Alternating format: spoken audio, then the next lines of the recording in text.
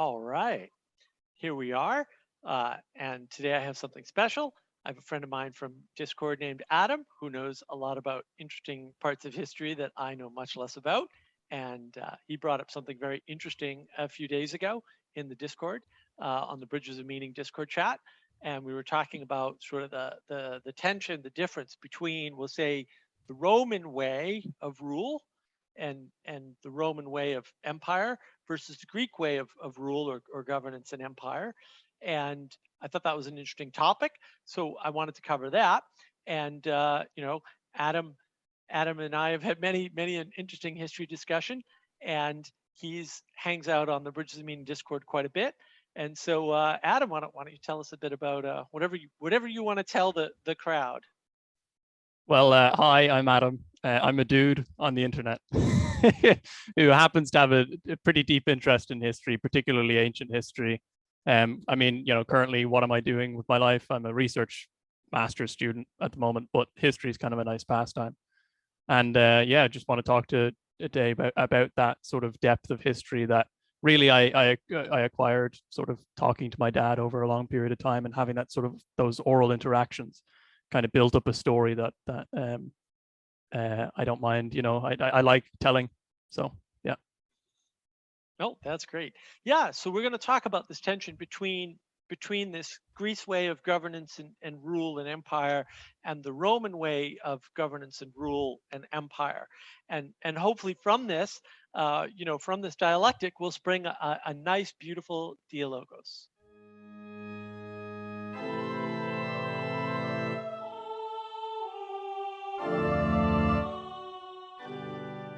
All right, so I think we should set the stage by talking maybe first about Rome because it's sort of better known, and then and I want to mention. So I've been watching. I know you sent me a couple of videos, good videos on Roman history and Roman governance and things like that.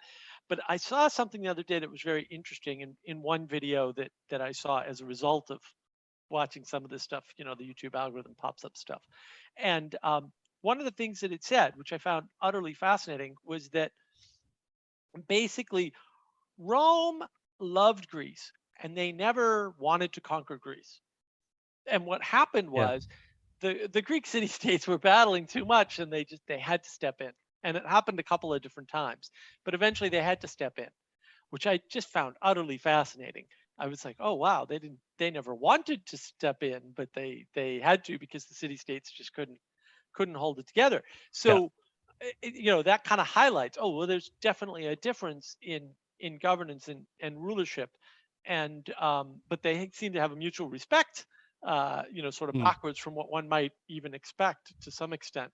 And I know that Rome was very big on going into a new area and adopting whatever good stuff they had, and then installing the Roman plan, right, the Roman way, without imposing it, right? It was more like, oh, we're going to take over this place. It might even be a new place that nobody had sort of occupied before or had a city in before, right? And then they'd start putting in the baths, right? The Colosseum-like things, right? The whatever entertainment, right? They'd start putting in the buildings for administration. They'd start installing those things after the fact. So yeah, do you want to highlight what the differences is, or what just the Roman? We'll do the Roman outline first, and we'll do the Greek outline. How's that? Sure. Yeah. So yeah. Well, what is the sort of Roman way of governance as distinct from the Greek one? Well, one thing you can sort of know straight off the bat is that the Roman one is a lot more constant. It's more consistent. Greece allows a lot more variety in terms of how things are played out. So you have a range of ways of governing, from the Athenian democracy, which is the landed men, men who own land of a certain property requirement, voting in the assembly. And then you go all the way to the Alexandrian Empire that conquers much of the Near East, and then you have on top of that then the Spartans, and so Greece has this much more variety, a larger variety, whereas the Roman government is quite consistent, and it sort of prides itself on being a kind of stabilizing influence, and it has this ability to take in those who are outside of itself a lot easier, possibly because I would say the Roman conception of ethnos is a lot different from the Greek one. I mean, or rather, they may have the same one, but they regard it in different ways. So that the Romans, for instance, one big part of the early Roman, this is struck throughout Roman history, but to give an idea of how early this pattern shows itself, Rome was founded by Romulus, King Romulus, and he kills his brother Remus. But what did they do? Pretty much, a month or two afterwards, after they found the cities, they go off and they get women. And that's kind of because Rome has an origin as a kind of band of criminals, really, as a city. So there's something going on there as well. But more importantly, they go to these towns from the neighboring tribes called the Sabines, and they take their women. And okay, yeah, it's called the rape of the Sabine women. And and this is attested by quite a few Roman historians. And so they take the women and they take them as brides, and then a bit of time passes, and their men then come out and there's a fight. Obviously, a fight breaks out, right? And so what the Romans do is they go out to fight the Sabine men. But by that time, the Roman men have already had children with the Sabine women.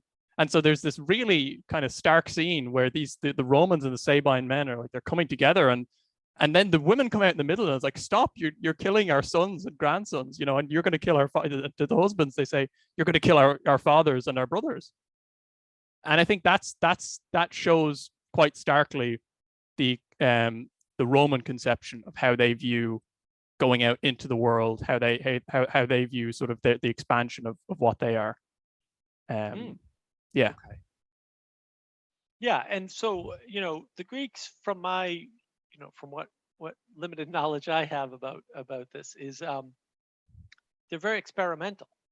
Yes. It's a very like ultra freedom, like, oh, do what you want, Sparta, and we're Athens, we'll do what we want. And then when we need to get together because the largest empire known to history at that point, at least in the West, Persia, is coming after us, and so we better get our act together, right? And then because all the Greek city-states, like people don't realize, all the Greek city-states were warring all the time.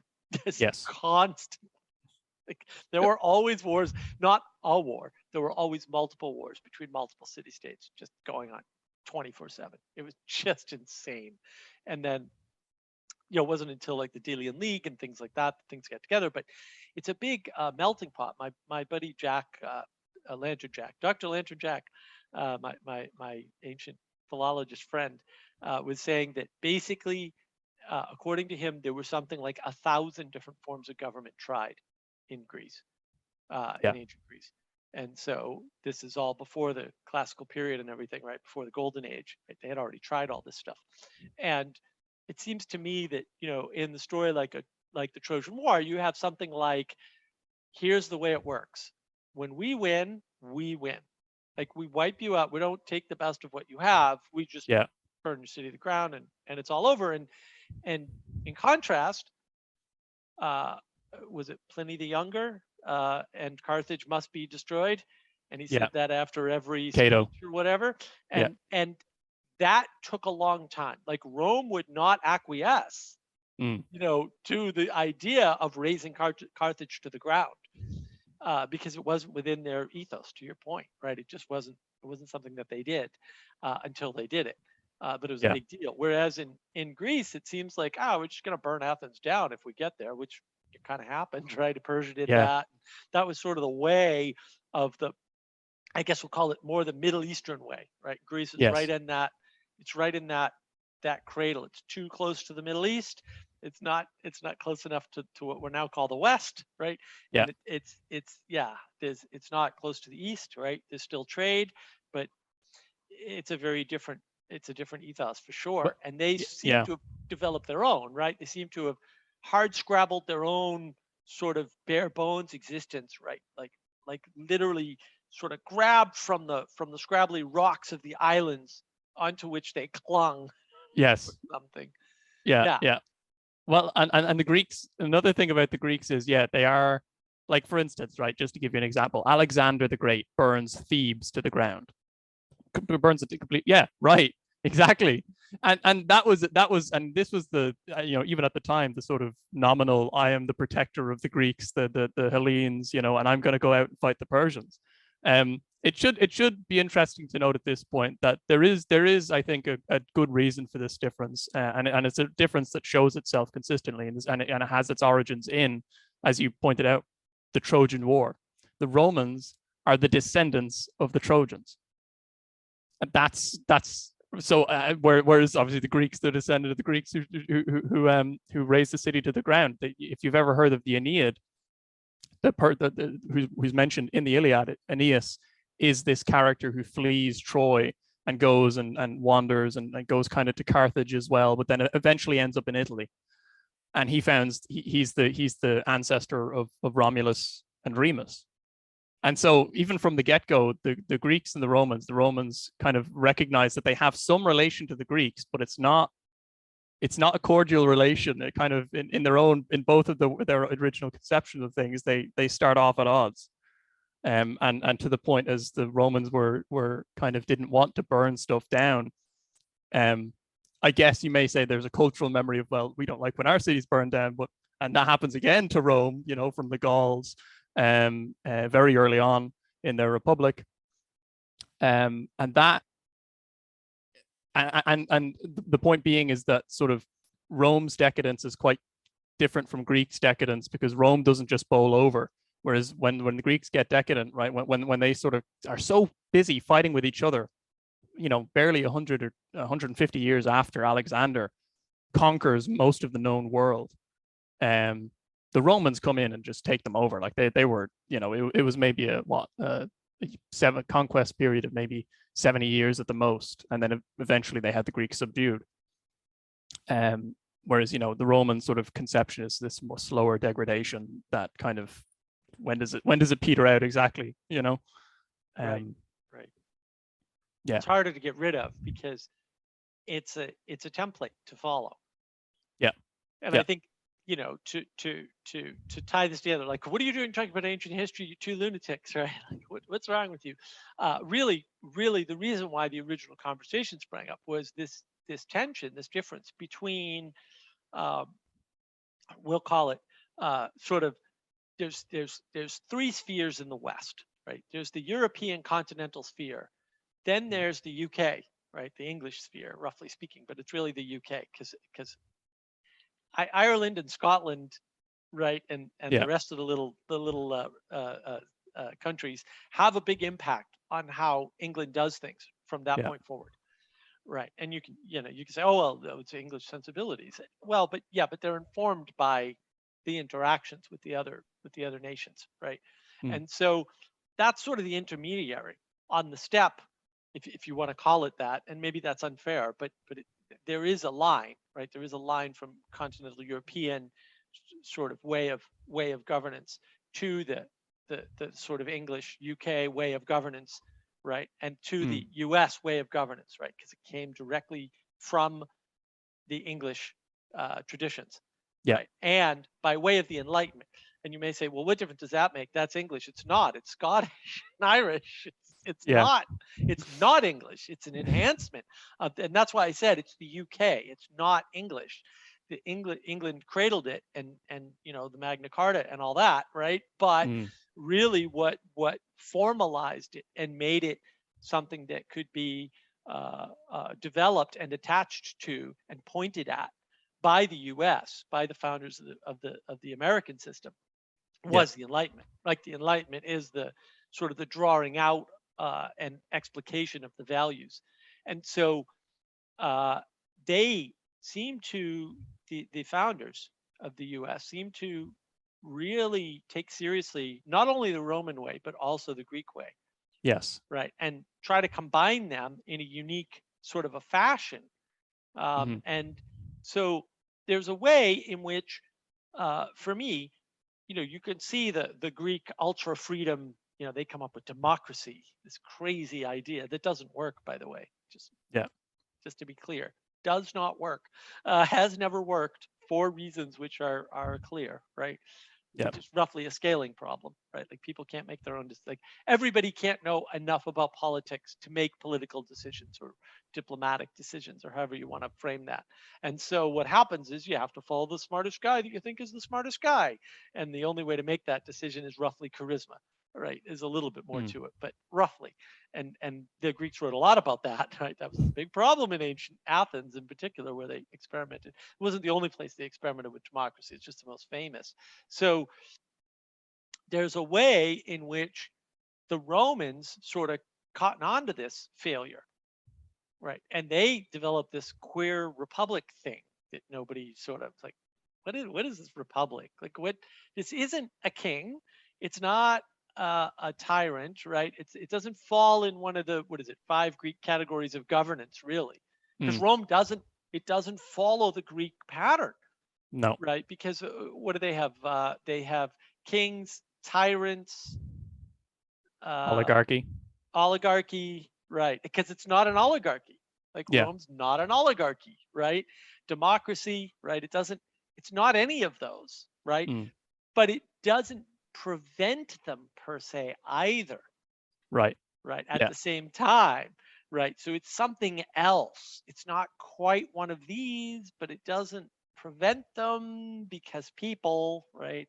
So there's that tension though between the total almost anarchic freedom of Greece and the total no, there's a Roman way, right? And we're not necessarily gonna force you into the Roman way, but we're going to do things the Roman way, and it's going to work so much better than whatever you're doing that you're just going to end up going along.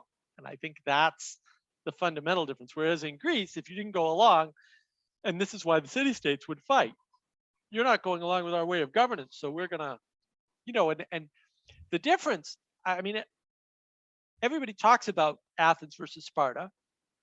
They ignore all the things in between because there were a bunch of mixtures of both.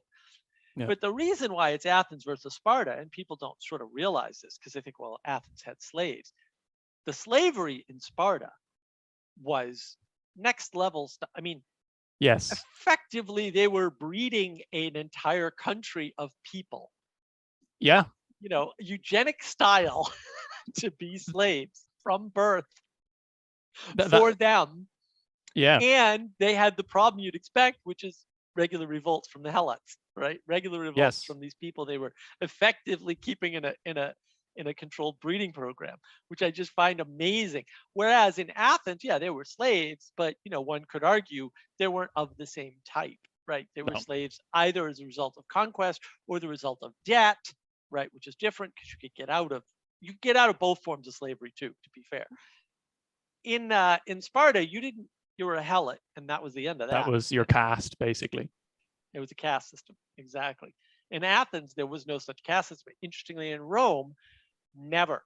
It was never a situation of slavery that you couldn't be raised out of, either by the person that owned you, right, or by your own will. They were both options.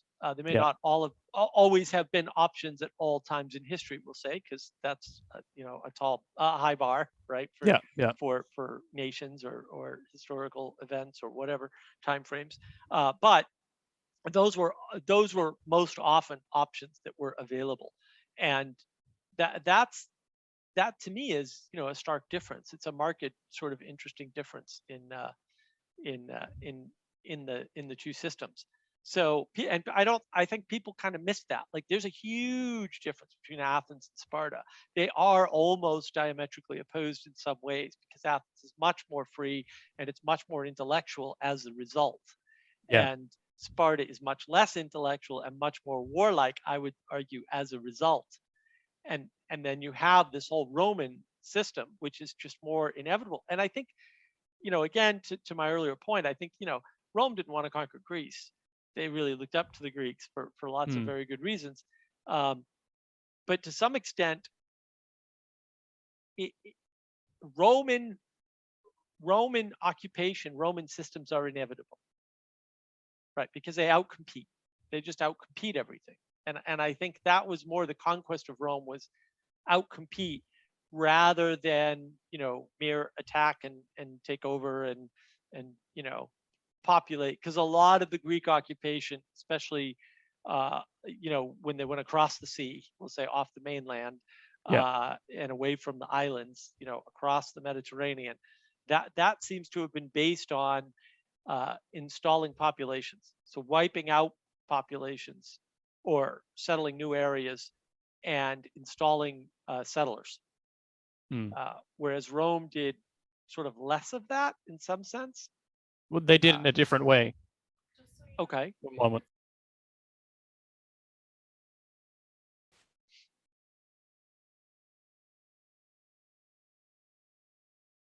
So I'm sorry about that. It's just somebody that popped in.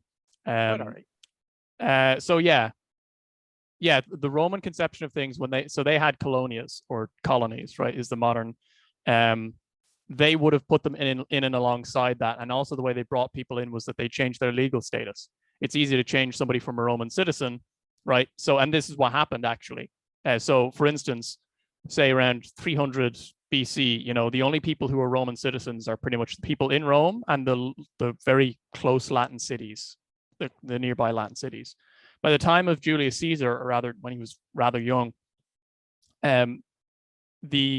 the burden of not being a Roman citizen, the extra taxes and whatever, and the fact that they couldn't actually vote in the elections, was pushing Roman society further and further to the brink. So that, for instance, like there were people who were fighting in the Roman armies who were not able to vote. And so they had this thing called the Social War, where it was basically the Italian allies, right, of Rome turning in and fighting and be like, look, we're not taking this anymore. The result of the result of that war was all Roman citizenship was extended to all the cities on the Italian peninsula, and that pattern's repeated again and again slowly, right? But so for instance, by the time of the Emperor Caracalla, he just says, look, at this point, if you're within the borders of the Roman Empire, you are a Roman citizen. The Greeks couldn't do that the same way, or they did it if they were doing it, if they were mirroring that pattern of expansion, they weren't doing it in the same way. So the rough equivalent to that is Alexander, right? Alexander goes west or goes east, and he spreads, let's say, Greek culture. And so you have, for instance, as far as India, you have this Greco-Bactrian kingdom where they have the upper classes, the aristocracy, have take on these sort of Greek manners, and some of them are descendants of Greeks. But as it relates to the lower populations, right, these people are just they're pretty much the same as what their fathers were.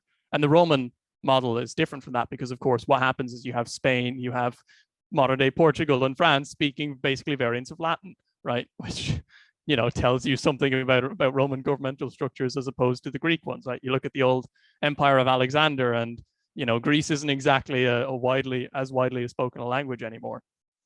That might be for other reasons, but fundamentally, even at the time, you could see the difference. And the Roman governmental structures were not as micromanagey, so that they only cared that there was no revolts, whereas the Greeks, it was a lot more like, once you're going outside the system, we have to rein you back in. There's no sort of allowance of deviation. You need to be on our side, or it's our way or the highway, basically. Yeah. So I get a sense that it's less integrative in terms of Greece, whereas with Rome, it's all integration. They're always stealing the best technologies, the best ideas, the best ways of doing things, and they're expanding slowly by virtue of citizenship, right? And so they're expanding by expanding rights for citizens, or for people who will become citizens, rather than in Greece, a lot of the conquest was slavery. Yeah. And then you could get out of slavery for the most part, but you started out sort of as a slave to expand Greek power and influence, and that's very different. It's interesting too, because so when I think about, say, the European empires, what I see is a very Greek model, right? I see them trying to emulate both in some sense, right? So they're trying to take sort of the mechanics of Rome. Right. Roman city planning, right? Greeks had no such thing, right? They just didn't plan anything at that Yeah. level, right? I see them taking sort of the facade of the republican structure, right? But they're using more of the Greek autocratic governmental style when they colonize, right? Yeah. I think all the European empires seem to have followed that kind of a pattern, right? So you really don't have an integration because they reject the republic entirely. I think Mm. the European continental philosophy fundamentally rejects the republic. It seems to adopt something like an oligarchy as Mm. the preferred form of government, right? With a kingship background. Just like, well, the oligarchy is kind of the king's family, roughly speaking, Yeah. Yeah. right? And then they keep that tradition up, right? Because uh, in Europe, with the European empires in particular, through time, through the Middle Ages, even, right, all the way up, let's say from the collapse of Rome onward, are based around this idea of an aristocracy, Mm. right? And then a king above the aristocracy. It looks like they're trying to meld two Greek systems sort of together. And then the idea is that it's not that education is denied to the lower classes. That's not entirely fair, even during the feudal period. It's not fair. Uh, because if you got adopted by a wealthy family, and many people did, this wasn't an unusual event. It just couldn't happen very often because there weren't very many wealthy families. Right. You've got a tiny percentage of population that has any wealth at all in modern materialistic form, and maybe that's a bad measure, but it's the best measure that we have, right? So they're adopting kids, and those kids are educated. So it has nothing to do with where you were born or how you were born. It's more like when you're in a caste, in this case, because it is a caste, what happens to you? It's like, oh, well, the people on the farm don't need book learning, as Mm. we might call it nowadays. Whereas the people in the aristocracy do, because at Yeah. any given time, there could be a disaster, things could happen, and your child, no matter how far down in the line of succession they are, could end up either at the top or nearer the top than they are now, right? Mm. That's not hard because also the king has to pick advisors from somewhere, and some of those picks are not really random, but you don't know how that's going to go down, right? You don't know at any given time. Yeah. So it seems to be that Greek sort of system, facade of Roman sort of, you'd almost in modern times we might call it a materialistic way of adopting Rome, right? So we're Mm. not taking sort of the values of Rome because look at those decadent, crazy emperors, which is totally unfair way to think about it, right? Because that came later. Yeah. But we're not going to take them.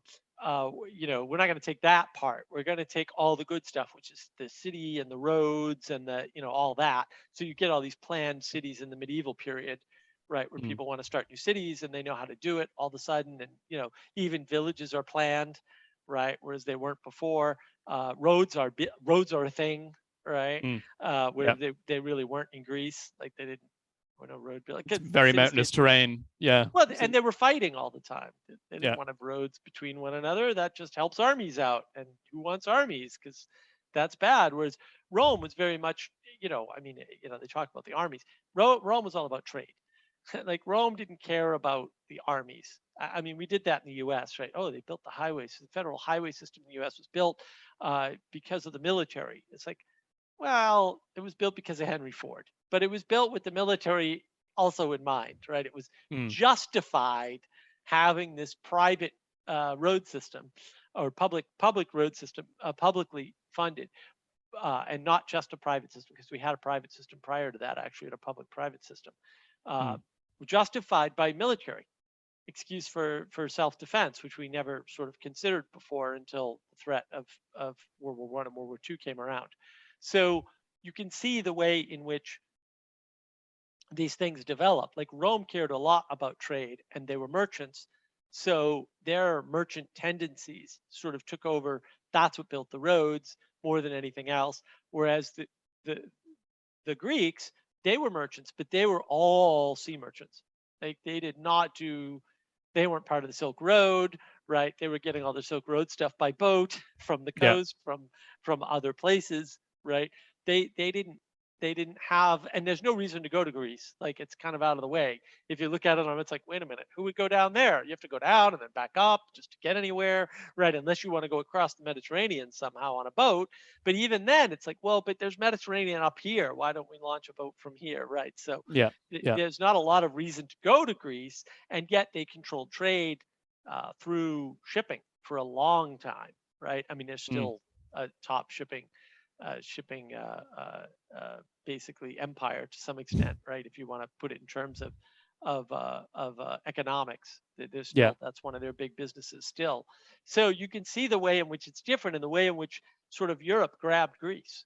Like, they really took on the Greek sort of way of governance and sort of tried to combine two Greek systems into one sort of ruling class system for all of Europe. And that happened from the fall of Rome. And I think they misapprehended to some extent what Rome was doing, and said, no, we're just going to take like this idea of Rome as, technology, roughly speaking, and apply Mm. it. So what do you think of that thesis?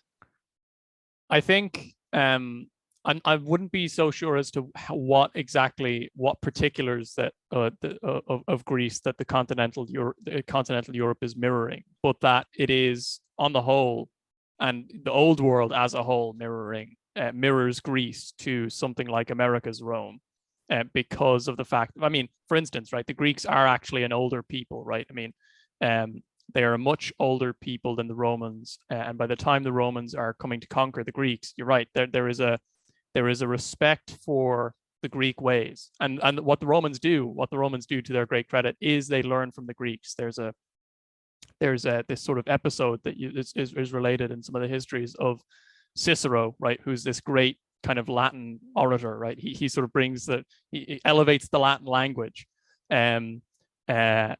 He is taught by Greeks, and they were his tutor. They're doing their exercises or whatever for rhetoric, and the Greek teacher sort of gets kind of agitated and says, not happy with conquering Greece, herself, the land. Now you conquer her art forms as well. Basically saying, you've learned so well from us. And I think in that sort of environment, you also, so that's let's say a kind of ideal relationship, right? The Greeks should be helping the Romans along, but the Greeks at the same time recognize when they were being conquered by the Romans, these are barbarians. And so there is this sort of looking down upon the Romans that is pretty much mirrored today in the old world to the new world. And to buttress that point, like, America is very consciously emulating Rome through her founding, because I mean, some of the founding fathers were writing letters to each other under the names like what was it, Brutus, right? They under the pseudonyms Brutus and Cassius and all of that. Like, these were men who were like, they kind of knew what they were doing in some sense. They knew what they were trying to echo. And to that end, I think Rome, I mean, America could be sort of looked at as the new Rome. It's a kind of like a further, it's if you think about, so the old world, that's kind of like the sort of site of the Trojan War, and you now have, the sort of Aeneas of America settling the colonies and so on. So I think there's something there at least. That's interesting, right? So it is sort of the, you can see old world Europe up to modern Europe, I would say, as the experiment in the Greek form of governance. Yeah. Right. We're sort of combining that oligarchic element with the kingship element. And you can see the experiment of the United States, and the founding fathers are very much children of, if not directly forged within the Enlightenment. Yeah. Right? Heavily within Enlightenment thinking. And what is, so it's probably worth stating, like, whoa, well, what is this Enlightenment thing of which you speak, you silly people? There's no such thing. And I think you really have to understand the Dark Ages as the Dark Ages. Like, they're called the Dark Ages for a reason. We lost a bunch of technology at the fall of Rome. Yeah. If you need evidence of that, road building, good evidence. There's the whole cement. Like they had cement, they had underwater setting cement. Like Yes. underwater setting cement is 80 years old or something. But, it was Yeah. gone for thousands of years, right? Right. It was It's gone not a for a bad very long framing. time. Right. There's gear making, right? So there's all kinds of technologies that get lost and refound. But Yeah. Rome kept a bunch of technologies around a lot longer than Greece did, for example. And some of the technologies from ancient Greece were lost too. We know that from the Antikythera machine and things like that. And there was a cup of Lysergia or something. And I don't know if you've seen this. I hadn't heard of it. And I found it in a software development talk of all the things. But apparently, it's much like something like Damascus steel, which I'm sure you know is made of nanotubes, carbon nanotubes. Mm. This cup was made of nanoparticles of gold and silver. And Oh. so when you lit it from the outside, it was green. And when you lit it from the inside, it was red. Oh, I see. And Okay, we very good. lost that technology. Yeah, it's like the cup of Lysergia or something. And I had I'll have never to heard of look it this. up. And I was like, Yeah. this is a specialty of mine. I know all these little stupid trivia lost technology things, and I've never heard of this one. Yeah. So yeah, there's all this lost technology. There's tons of, and that's just like how you make it. Like Damascus steel was lost, right? These are technologies that were lost, You need and people to continue that sort of stuff on as well. I mean, there are people at exactly, the time who I mean, there's the size of the Roman structures. There are people who said, "Oh yeah, those things that were built by giants." Yeah, and that's not right, a bad guess if you're living in buildings that don't really pass two or three stories, maybe. right. Well, and in a way, it's absolutely true, right? And Yeah. so we can tie it into sort of some of the John Vervaeke work that I'm rather fond of, right? This idea of distributed cognition. Well, I mean, if you're going to take that seriously, one person can't carry that on. It's not Mm. possible because technology's past a certain point. I know a lot of people make a big deal about this. No one knows how to build a modern mouse. No one person knows all the components to build a modern mouse. That's true, Mm. right? Even though the modern mouse was built in I think 1950s or 60s or something out of wood, and they have it like they know, right? It's not that hard to build actually if you know what you're doing. But a modern one that uses an optical sensor can't build that out of wood by yourself. Like it's not possible, right? Because the Yeah. optical sensor by itself is 4 or 5 different specialized technologies that you need to have, right? In terms of manufacturing and knowledge and tuning and all this other stuff. And then there's all the electronics that go along with that, right? So there's all Mm. these pieces that you need. So in other words, there's infrastructure required for that thing to be built. So it's the same thing with everything else, right? It's the same thing with these magical cups. It's the same thing with mastic steel. It's the same thing with roads, right? The infrastructure from the empire falls when the empire falls, right? And Mm. some places hold on to it longer than others, granted. But once you don't have all those supporting structures, the distributed cognition, the giant brain, if you will, can't manifest because Yeah. it's too tied up in day-to-day living, we'll say. And this pattern's repeated many, many times, not just since the fall of Rome, but the fall of Rome is the most obvious when they just had things so dialed in, and so well done.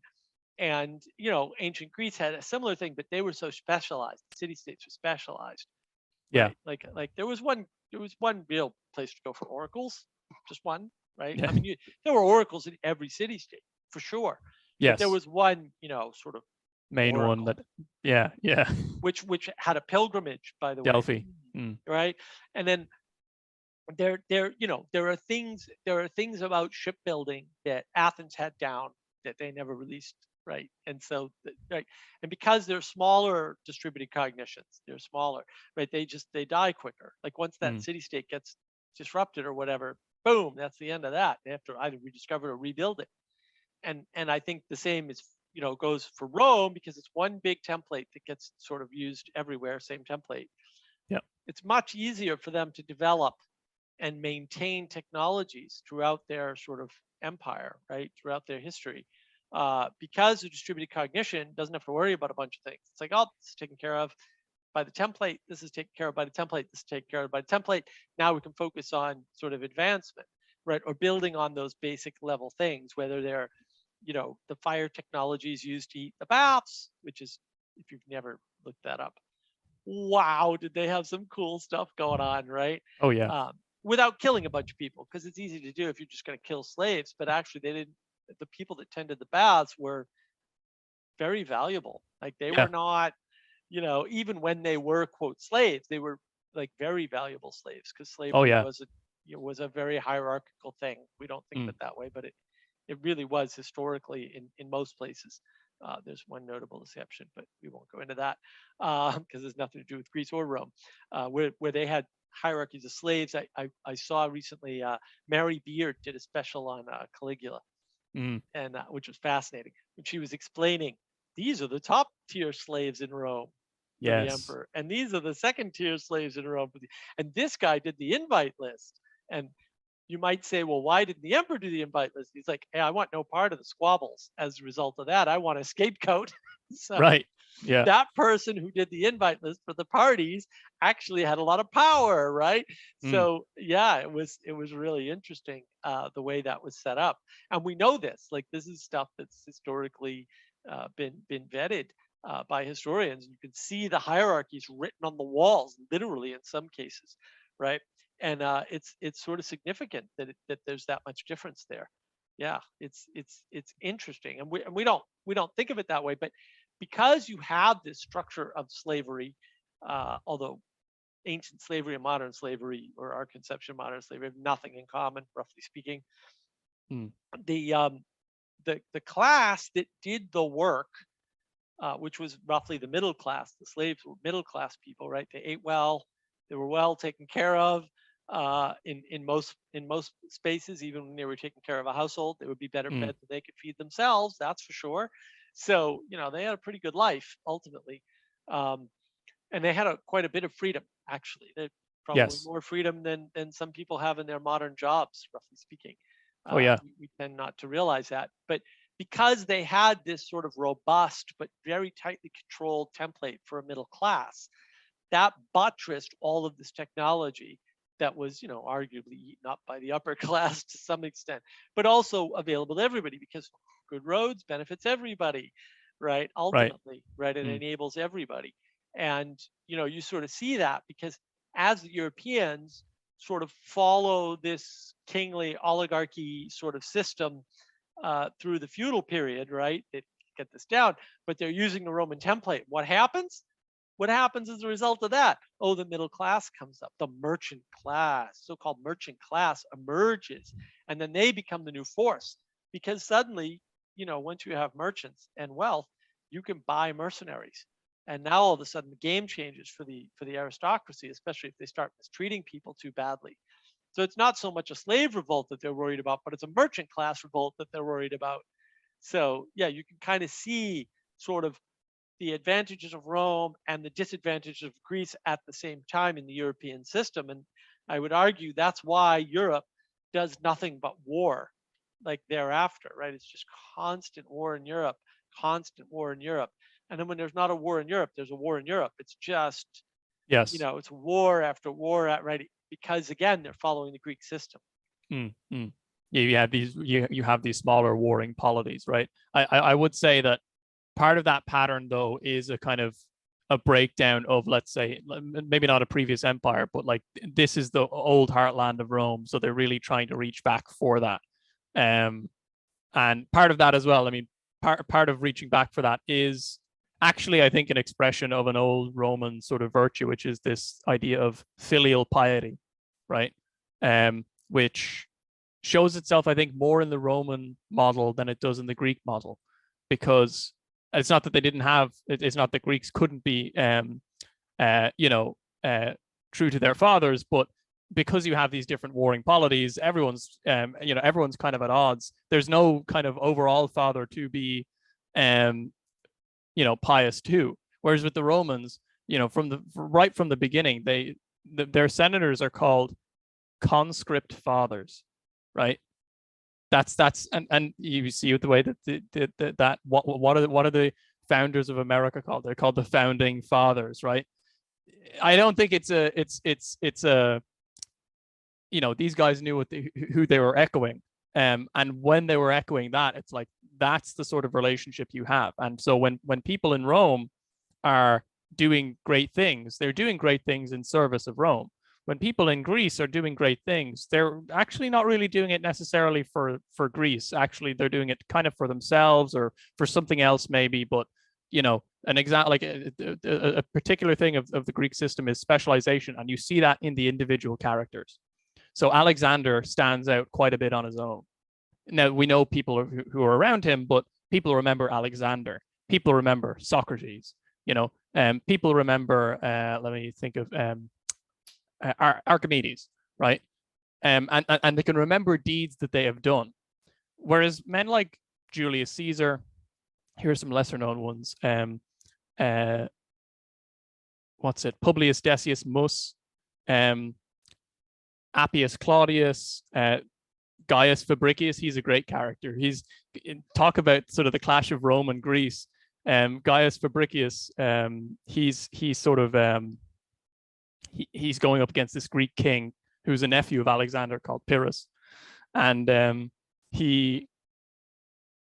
Pyrrhus is Pyrrhus is impressed with the Roman army. He says this order of the barbarians is completely out of step with what I had thought of originally. And he's basically bringing over an equivalent of Alexander's army. And though the armies may not be the biggest parts on the broadest scale, they are kind of microcosm of what's going on, because where we get the notion of a Pyrrhic victory from is from King Pyrrhus coming over. And the reason why it's called a Pyrrhic victory is Pyrrhus was taking this sort of aristocratic army of maybe a small corps of 20 or 30,000 men, well-trained professional soldiers, who's that's it. Their employment is to serve the king. Some of them are levies, right? The lower ranks, but he brings them into Italy, and he goes up against the Romans, and he defeats them once, and he's like, grand, okay, that's a solid victory in the pot. But the Romans keep on coming back at him. And this is one of the virtues of the Romans is that they're men. They have great men, but they aren't of the same mold as the Greeks. I just want to read a small excerpt from this life. This man Gaius Fabricius.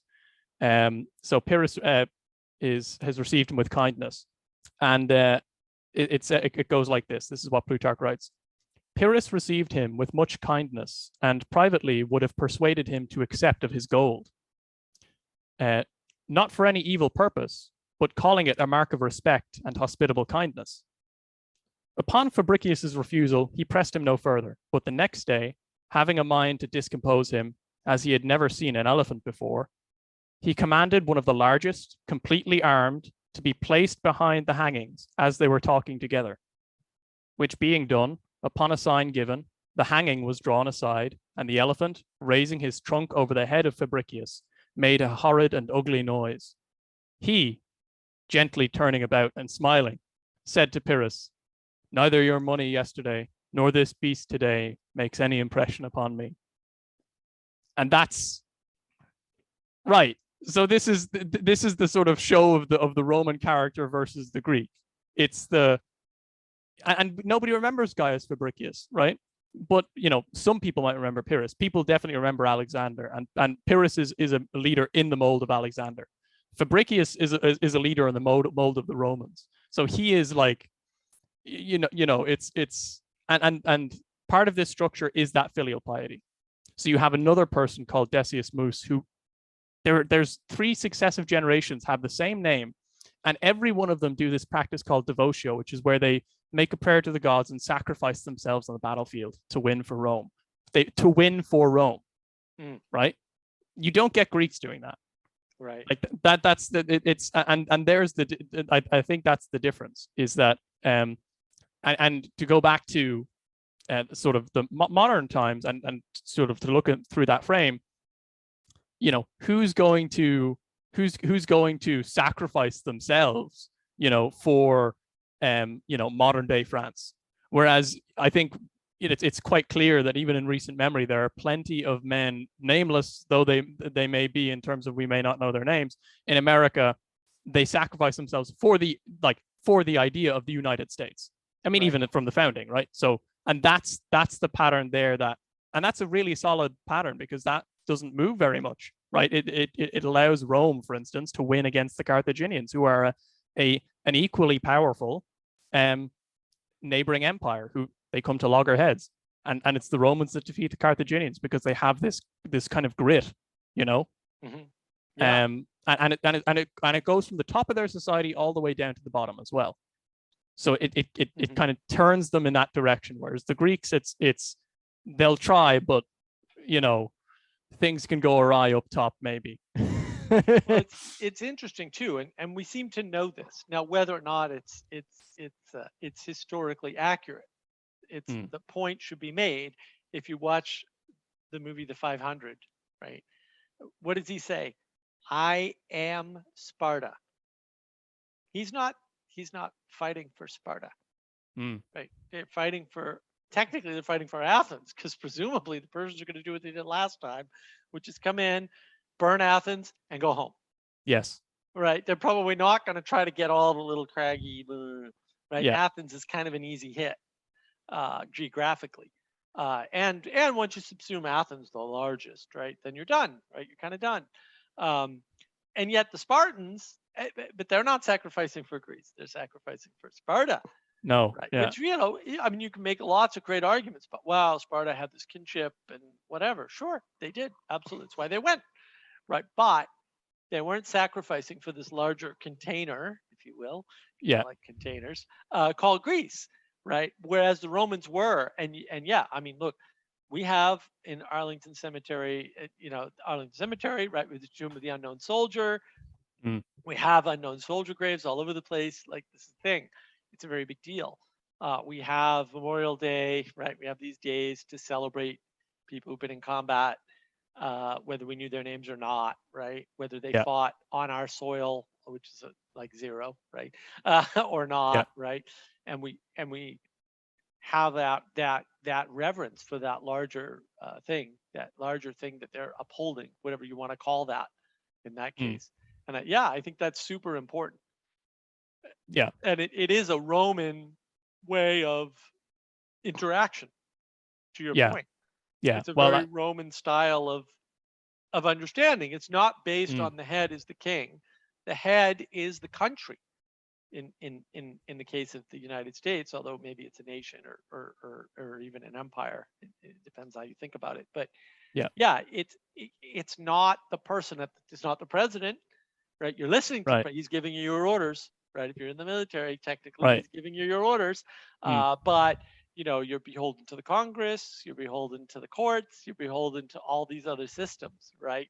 And so you're beholden to democracy, right? There's all these pieces that are coming together in this greater whole. And I think Europe doesn't have that, or didn't have that. Maybe Europe's trying to develop it now or something.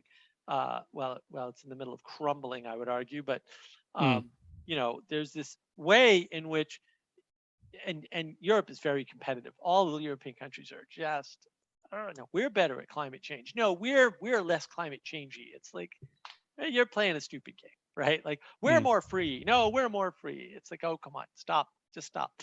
Do something useful. Stop arguing over silly things. And I think that's the problem, is that they're very Greek city-states. It's very Greek. We've got the, you see this during the recent quote pandemic, however you want to think about that, right? You see this whole thing about, oh no, we've got open trade borders. Nope, Schengen zone. And then even that's done. Just done, just like that, overnight. Nope, not doing it anymore. It's like, what do you mean you're not doing it anymore? We're back to Greek city-state mode. Yeah. The law isn't all that important to the Greeks necessarily. The Greeks can kind of, what they can do is they can kind of bend the law, but for the Romans, the law is the law, and that's that. It needs to be enforced as a matter of principle. Whether that actually ends up coming out, and of course you can have fights over that, but that's the axis on which they're turning.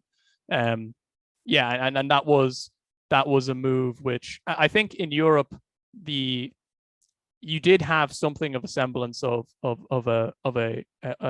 what the US has once upon a time, but unfortunately what happened is, so in the wake of the fall of the Roman Empire, there are those who are trying to, I mean, in the West it continues, but it continues kind of breaking up. You have the barbarian kings come in and and they nominally say they're governing in the name of Rome, and for a while they do. Like they apply Roman law to Roman citizens, and then they apply their tribal law to the tribal citizens, members of their tribe.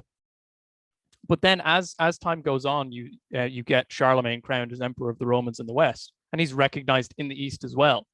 And so, for a while there, you actually do have a sort of kind of a Western European polity that, I mean, pretty much would be, we would say, is kind of like the womb in which something like a modern day US is gestated in, right?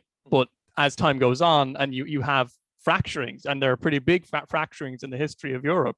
Like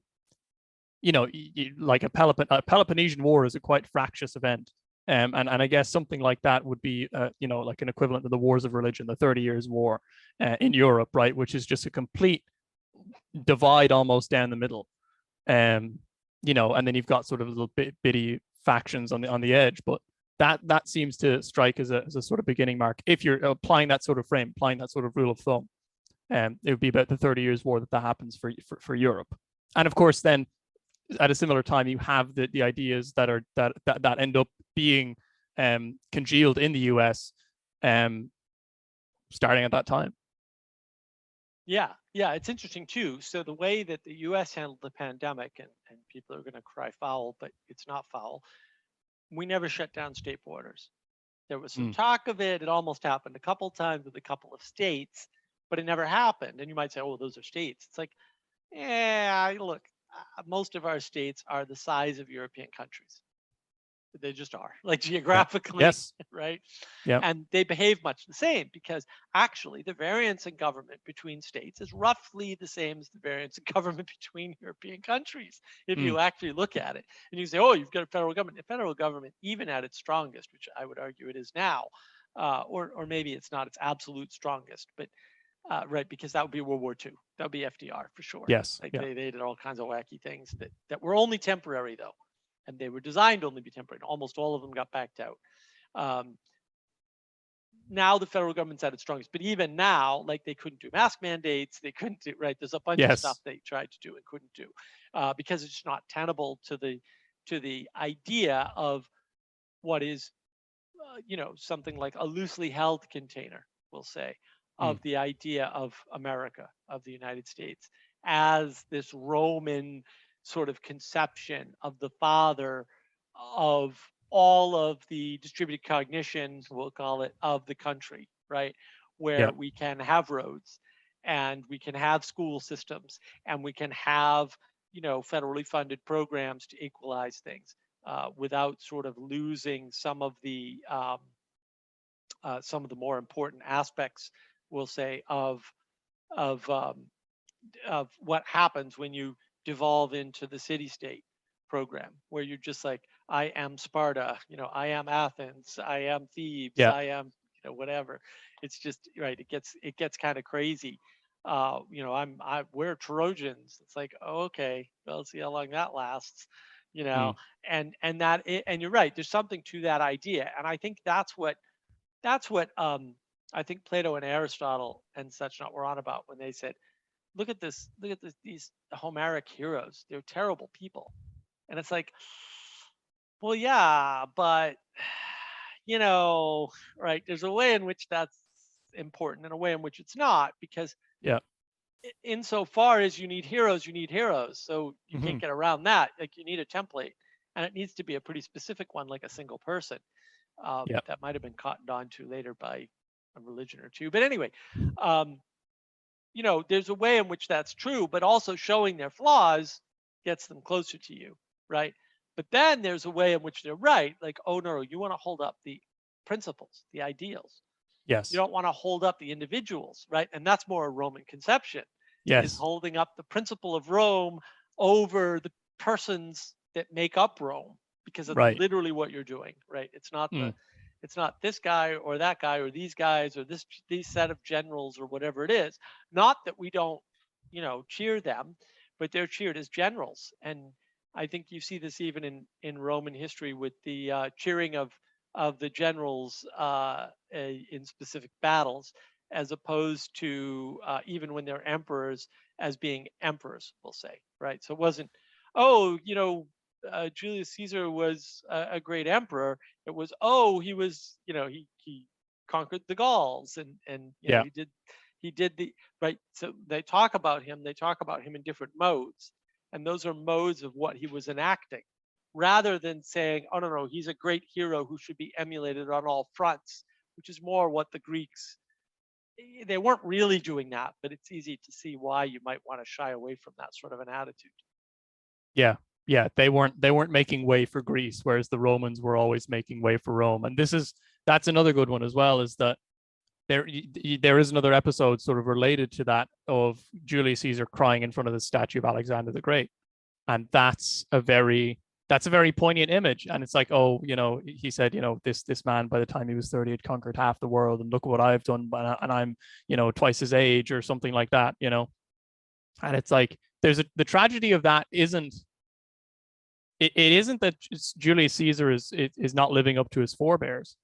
It's that you aren't in the same sort of realm. You aren't acting in the same pattern as Alexander. And actually, as Romans go, you are the greatest Roman. You are the Roman to anyone who knows anything about Rome. And yeah, that's the kind of let's say the kind of tragedy of the Romans trying to relate too much to the Greeks, right? Because it's like, you are a kind of separate civilizations, and they know that to a certain extent, in some way common, but in many ways. And another sort of, if you want to contrast sort of Roman filial piety, you also then have the Greek conception of cunning, being a virtue, which the Romans do not like whatsoever, right? The Romans aren't about being clever. They're about beating you man to man in the field, and they consistently show this pattern out. So same Fabricius, who I was talking about earlier, the Romans receive a letter from his physician, King Pyrrhus's physician, this Greek king, and he says, "I'll poison him for you, and we can end the war here." And what the Romans do is they send back a letter saying, "You should choose your friends better, Pyrrhus.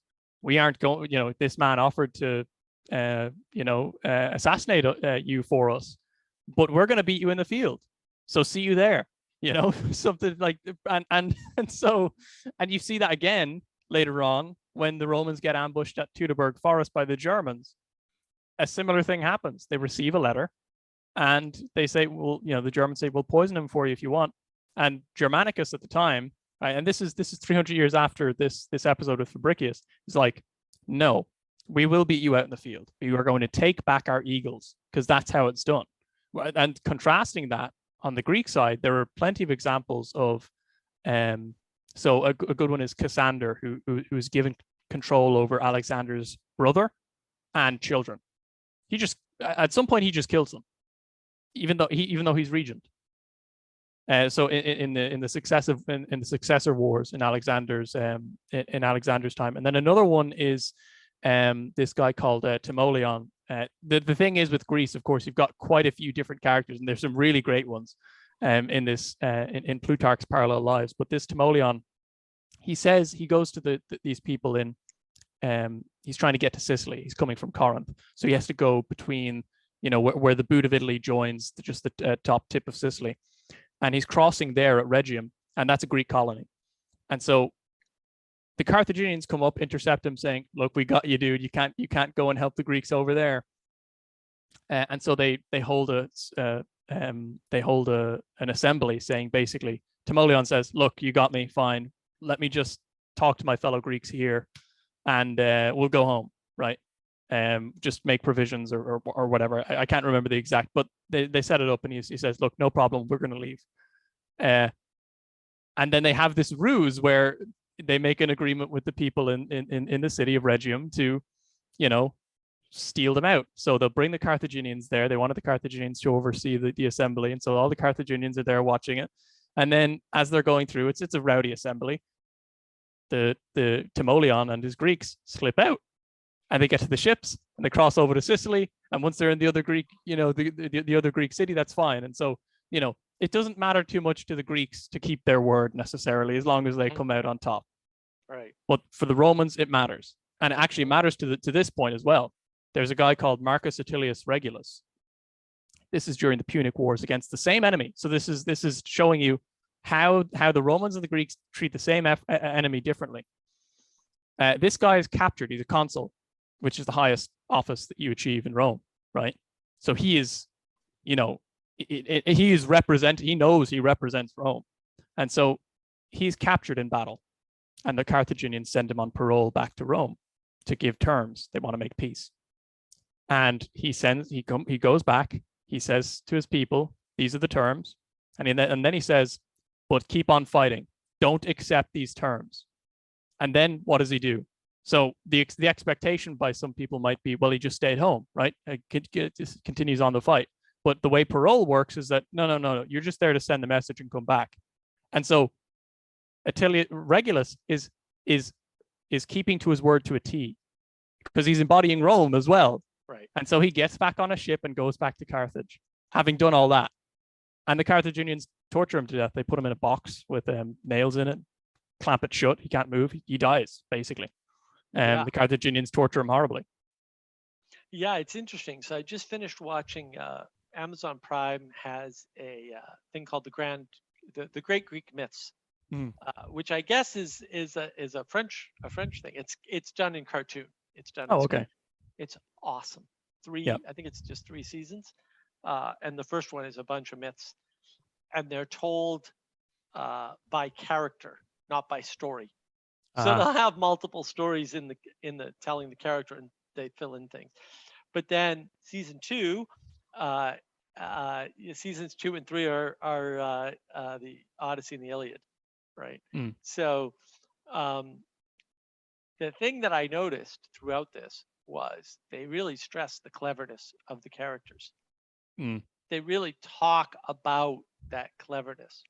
And so if you look at the Trojan War, how's the Trojan War won? In battle? No, it's run by pure treachery, pure cleverness. Yeah. Right. And it's sort of hard to appreciate. It's not just the Trojan horse and the fact of how the horse is brought into the city. The gate has to be dismantled to bring the horse into the walls. Yeah. That's an important fact. The other important fact is the slave that's left behind is a double agent. He's still working for the Greeks. Yes. He pretends that he was abandoned, even though nothing could be further from the truth. And he's the one that opens the horse, because someone's got to open the horse when the time is right and not before. And to be fair, the Trojans, they're like very suspicious. So what do? They stick swords in the horse before they take it in, right? They jostle it. They try to get people to cry out, and no one cries out, right? Yeah. So right, they just, but it's all treachery. That's how they won the war. It's through treachery. And it's interesting. So in the series, at the end, they're talking about basically, here's this guy, Odysseus, right, who is effectively questioning whether or not they need the gods anymore, whether or not the gods are any good. Look, they abandoned us on the battlefield. They said they were going to help us, and they didn't. And of course, the story is much more complicated than that, right? Yeah. As the myths make clear. But there's a way in which that level of defiance is the problem, right? He's too clever for his own good. I won the war. I came up with the way to win the war, not you guys. Yeah, it wasn't even Agamemnon and his wonderful armies. It was really my cool idea and the fact that I implemented it. But then you guys made it go too far because we ended up slaughtering everybody in the city, which wasn't. It's self-loathing too, right? It's like, oh, we Greeks murdered all the innocent women and children of Troy. And I know. And so on the one hand, they're saying we don't need the gods. On the other hand, they're saying it's the gods' fault. It's like, what? And not their fault because they made us, their fault because they abandoned us. And it's like, what a weird argument. It doesn't make it's not logical at all, right? No. The rationality is completely gone from this line of reasoning here. It's just, it's non-existent. And so there's a way in which they really, you look at somebody like Socrates, right? Like, what did he do? I mean, a few military engagements, right, that he was Yep. part of. But I mean, what's he known for? Being clever and educating people, Right. right? And so you can see the sort of the emphasis on education. Yeah. Even though there was a great deal, as I said before, there's a great deal of movement from, we'll say, slavery, which might have been the low rung on the totem pole for Greece, and the upper class. Sure, there was definitely a lot of movement there. There's no doubt about that. And that's fine. That's good. That's all well and good and happy and whatnot. But in Rome, there was a lot more freedom, Mm. right? And there was a lot more, we'll say, standardized ways of being, right? Because you could fit in a template at various different levels, and no one cared if you rose or fell, for that matter. Yeah. So it wasn't. You could go from being a wealthy merchant to a farmer, and your status in society wasn't diminished because you were known by your status independent of what you did for a living. And Right. that wasn't as true in Greece. And Greece also had the city state problem. So it kind of mattered where you came from, Yeah. I right? mean, in Your some sense, birth made a difference. yeah, in some sense, it's similar with Rome, but you still have that integration of the lower order. So it's kind of like the Rome combines all the sort of best parts of Greece, at least in terms of governance. You have the patricians, who are basically the descendants of the criminals who could name their fathers. And then the plebeians would be the people who couldn't, right? But I think there's definitely something to be said about the sort of the origins of Rome being in basically a band of thieves and murderers and outcasts, as opposed to the Greeks, which by and large seem to be the descendants of gods or sons of gods or demigods. At best, you've got the Spartans, who are supposedly these foreign invaders, the Doric Greeks, sorry, but the Spartans are Doric or Dorian Greeks, and they come in, and the Helots are basically the people who they enslaved when they invaded. But you have that, you're right. There's this sort of pedigree that matters a lot more in Greece, and in a different way than in Rome, where your pedigree is what sort of person are your ancestors, right? So again, going back to that Publius Decius Mus, his father and his father's father both did this sacrificed their lives for Rome to win it a battle, right? Whereas and that kind of stands on its own. It doesn't really matter. Like he happened to also be a patrician, but really what's on display there is the character of a man who's willing to sacrifice for Rome. Whereas with the Greeks, it's basically trying to start a dynasty. It's trying to be an Alexander, or it's trying to be a Pericles who maybe didn't found his own dynasty, right? But did very well for Athens. But he only did well for Athens. And Right. And so Right. his greatness only goes so far as right, the container that he's in. Whereas with Rome, it strikes me, going back to the Alexander versus Caesar comparison, the Romans are much more willing to defer, let's say, that their personal peak that maybe they could achieve on their own in a maybe a small Greek city-state, so that they can build up this wider and a bigger container that more people can be part of, and really in which it's quite an agreeable sort of hierarchy, right? Which is, you're a patrician, sure, but what sort of man are you? That's the more important sort of thing. And what are you doing for Rome exactly? Yeah. And I think you could earn your way into that through principles in a Yes. way that you couldn't in Greece. So one of the problems in ancient Greece that occurs to me is you constantly have subjugated colonies of places like Athens and Sparta that are constantly in revolt. Mm. So this is distinctly different from city-states fighting city-states or the Helots fighting the Spartans, right? Those are different situations, right? So you have slave revolt, uprising, roughly speaking. Uprising is probably a better way to think about it. You have city-states fighting city-states just because we're bored, roughly Yeah. speaking, right? Where we're trying to expand our influence, even though that's never going to work because we have clashing cultures. And then you have conquests and revolts of the conquered. So Yes. you have three different distinct types of battles going on in ancient Greek world. Whereas I think in Roman society, you just had revolts. That's Yeah. pretty much all you had, right? And you could say, oh, there was the gladiator stuff, right? The slave uprising, and which is, I would say, much overplayed. It was one period in history. It sort of tried to emerge a couple of times, right? But roughly the previous attempts and even the final attempt where they actually Spartacus survived for a while, right? And Yeah. did all this cool stuff. Rome made changes. Yes. Greece, Athens, Sparta, all these other cities, they never made any changes. They never made No. any changes. They might have changed their form of government, but they never changed how they dealt with outside forces, right? Yeah. The things that they were subjugating, they never made any allowances. Mm. Well, when did the Spartacus rebellion happen? It happened at the most turbulent time in Roman political history. You can basically take that as part of a civil war, and it really is like lumped in with that, because when you've got this, and the reason why that civil war happened, one of the reasons why that civil war happened was because of the fact that all the senators were buying up all of the land in Italy. So previously, you had the old Republican farmer soldier who would do his farm in the planting season, and then he'd take up his arms, which he paid for himself, right? And he'd march off to fight for Rome.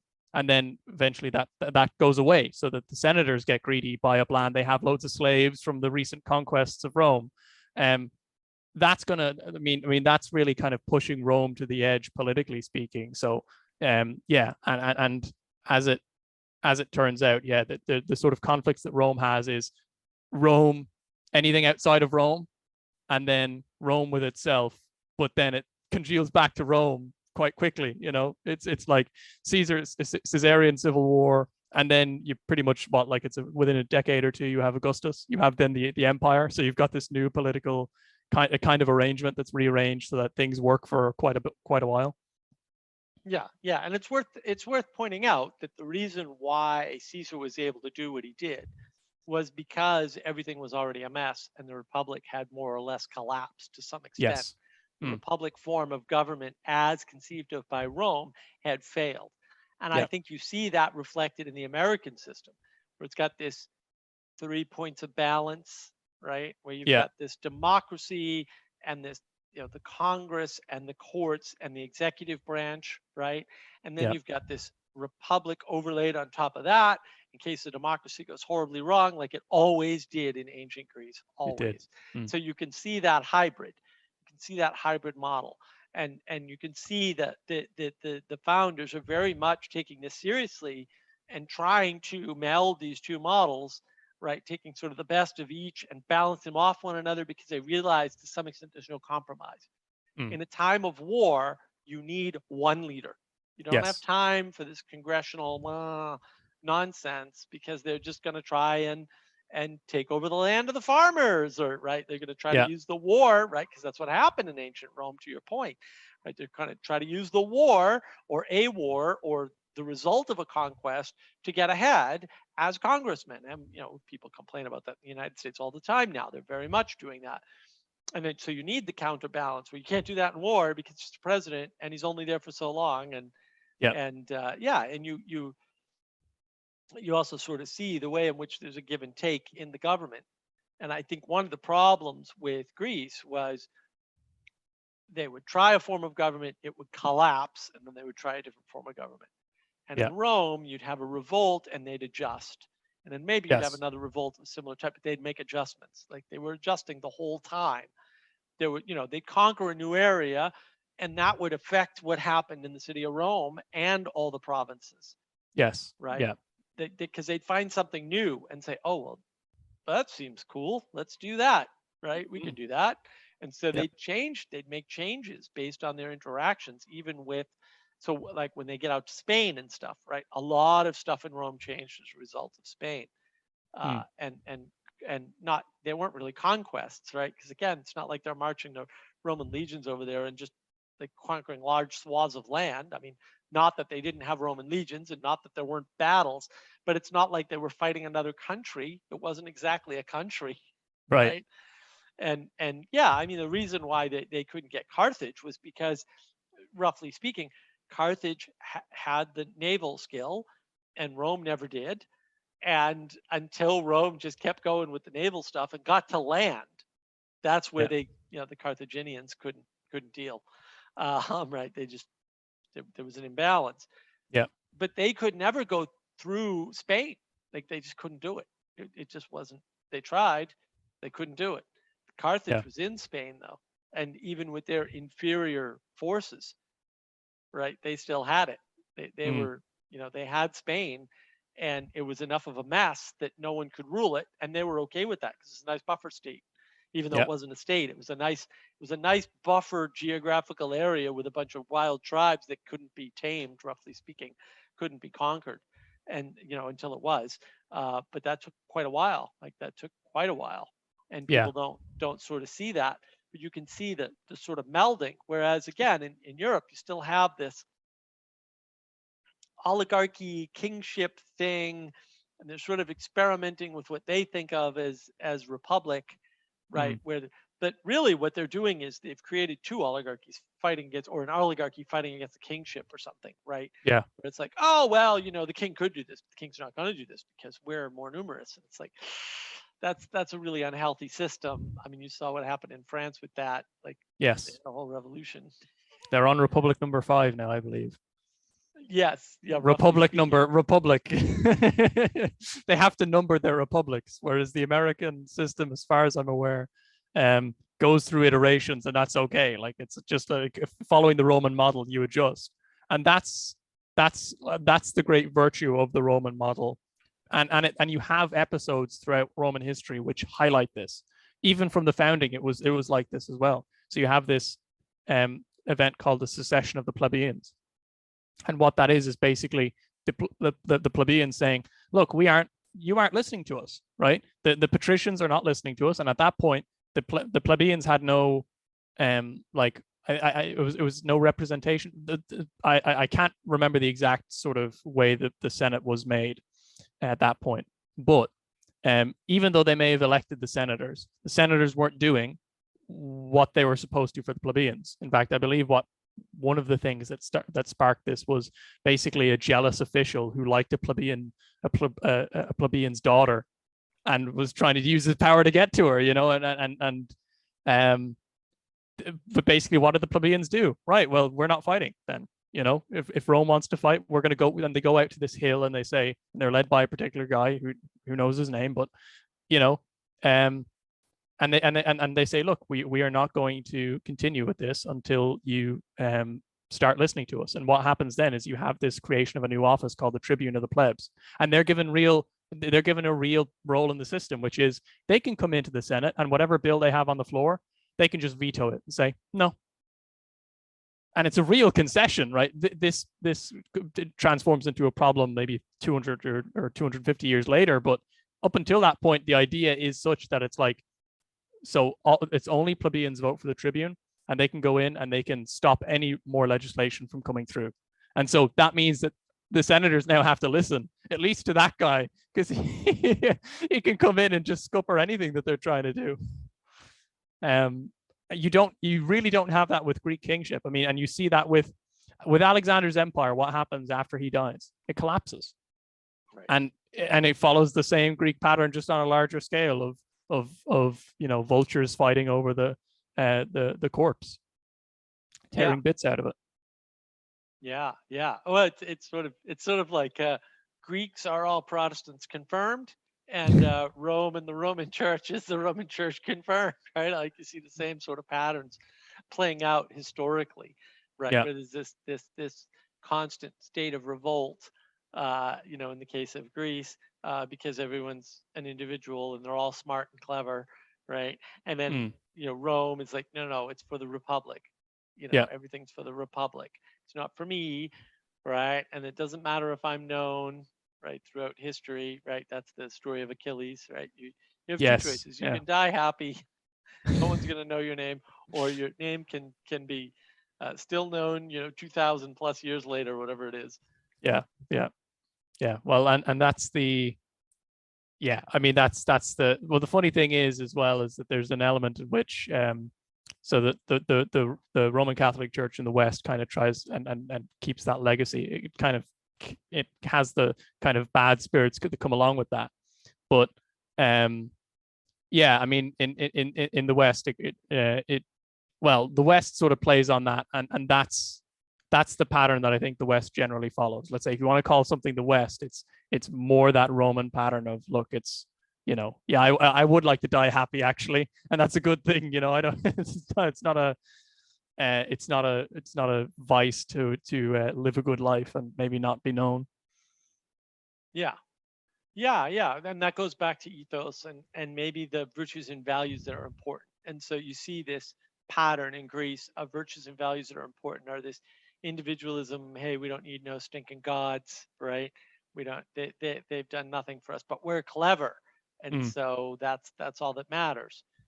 Whereas you very much have this Roman idea of, well, what really matters is the historical grounding, right? What are you offering to the society that you're part of, that you were born into, that sort of made you greater than you would have been without it, which I think is right. That's the really important part. Like, you're Yeah. born into this structure, and without that structure, man, you're scrapping for food, kid. I hate Yep. to break it to you, but that's what's going to happen. And when you lose that, as one might argue you were doing in the United States right at this very moment, I'm not saying I'm arguing for that, but maybe I am. Then you have lots of problems. You have a lot of resentment and anger, and oh, there's people further up than me, and they're older too, right? For the most part, right? Or they've actually taken control of their lives and actually tried to do something with it, which is more on your own ethos, right? Your own understanding is that you're clever and so you're worth more. It's like, well, yeah, but you got to do it too, right? Yes.